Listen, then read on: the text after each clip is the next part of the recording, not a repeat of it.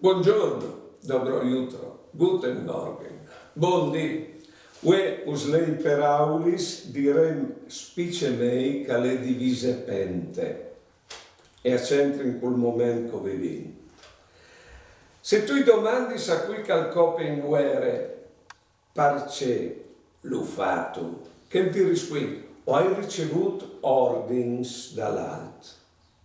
Ma attenzione, tu sei tu che tu tiri il grillet per calpartissi il col calcopeto fradi, allora non le colpe il nome che ti ha dato l'ordine.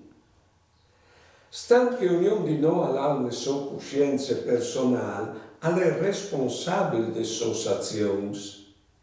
Se le cristiane, alvaresi anche di stare all'insegnamento di Cristo, non si può splatarsi dagli ordini di un altro e al possei tanta d'altra che non lo vin lui lassù.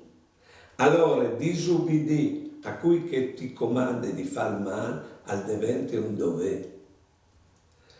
Se i cristiani che non sono pos e fossi stas cristiani, o giunti io comunque, non saresti stati queste due guerre mondiali, là che fra cristiani si facevano la guerra clamando tutto il mondo a sbudiarsi capire.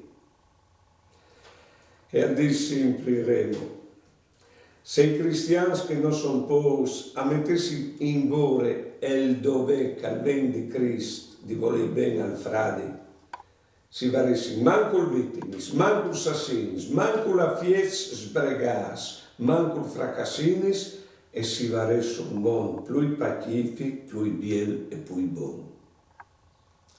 Buone giornate e buona vita.